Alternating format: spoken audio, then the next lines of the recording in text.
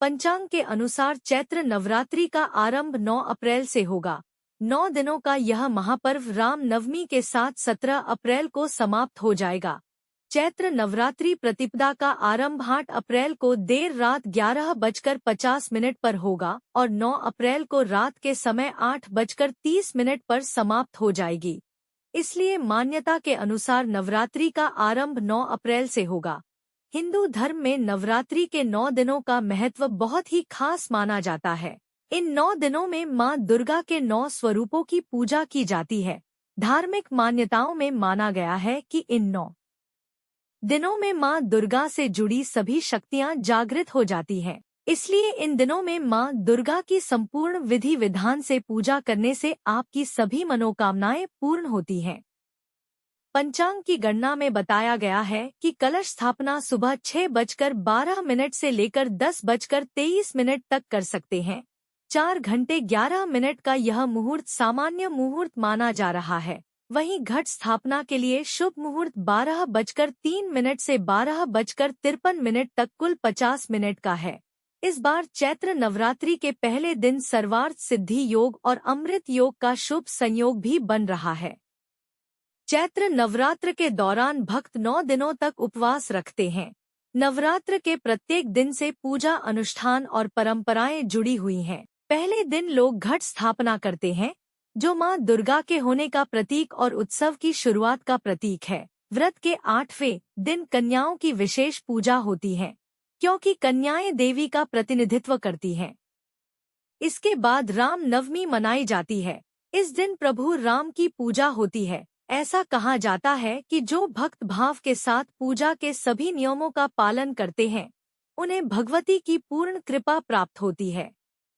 कलश स्थापना के साथ ही प्रथम दिन मां शैलपुत्री की पूजा अर्चना की जाती है और माना जाता है कि माता शैलपुत्री हिमालय की पुत्री हैं, इसीलिए इनको सफेद रंग बेहद प्रिय है।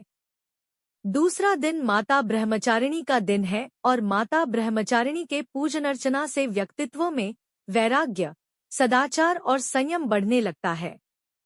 तीसरे दिन माता चंद्रघंटा की पूजा की जाती है और कहा जाता है कि माता चंद्रघंटा की पूजा अर्चना से मानव सांसारिक कष्टों से मुक्ति पाते हैं। नवरात्र के चौथे दिन मां कूष्मांडा की पूजा अर्चना की जाती है और माता को मालपुए का भोग लगाया जाता है।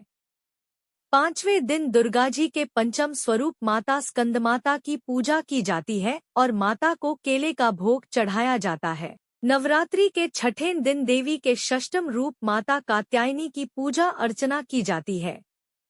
नवरात्रि के 7वें दिन माता कालरात्रि की पूजा अर्चना की जाती है और माता कालरात्रि शत्रुओं का नाश करने वाली होती है। नवरात्रि के 8वें दिन मां महागौरी की पूजा अर्चना का विधान है। महागौरी की पूजा करने से मनुष्य के सभी कष्ट दूर हो जाते हैं, घर में सुख समृद्धि आने लगती है। नवरात्रि का 9वां दिन माता सिद्धिदात्री का है। मान्यता है इस दिन भक्तों की सभी मनोकामना पूर्ण होती हैं। मां शैलपुत्री, ब्रह्मचारिणी, चंद्रघंटा, कुष्मांडा, स्कंद माता, कात्यायनी, कालरात्रि, महागौरी और मां सिद्धिदात्री की पूजा होती है। चैत्र नवरात्र से हिंदू नववर्ष का प्रारंभ माना जाता है और पंचांग की गणना की जाती है। पुराणों के अनुसार चैत्र नवरात्रि से पहले मां दुर्गा अवतरित हुई थी। ब्रह्मा पुराण के अनुसार देवी ने ब्रह्मा जी को सृष्टि निर्माण करने के लिए कहा। चैत्र नवरात्र के तीसरे दिन भगवान विष्णु ने मत्स्य रूप में अवतार लिया था। श्रीराम का जन्म भी चैत्र नवरात्र में ही हुआ था। नवरात्र में आपको मां दुर्गा की प्रतिमा या मूर्ति के सामने लाल फूल रोज चढ़ाना चाहिए। इन 9 दिनों न तो बाल कटवाने चाहिए और न ही दाढ़ी मूंछ बनवानी चाहिए। नवरात्रि में भोजन में नॉन वेज, प्याज, लहसुन नहीं खाना चाहिए। 9 दिन तक नींबू को नहीं काटना चाहिए, यह बेहद अशुभ माना जाता है।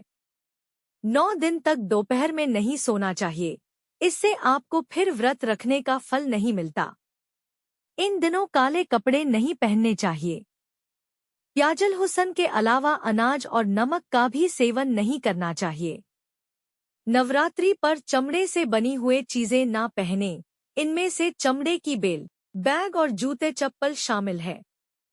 इन 9 दिनों न तो बाल कटवाने चाहिए और न ही दाढ़ी मूंछ बनवानी चाहिए। 9 दिन तक दोपहर में नहीं सोना चाहिए, इससे आपको फिर व्रत रखने का फल नहीं मिलता। इन दिनों काले कपड़े नहीं पहनने चाहिए। प्याजल हुसन के अलावा अनाज और नमक का भी सेवन नहीं करना चाहिए। नवरात्रि पर चमड़े से बनी हुए चीजें ना पहने, इनमें से चमड़े की बेल्ट, बैग और जूते चप्पल शामिल हैं।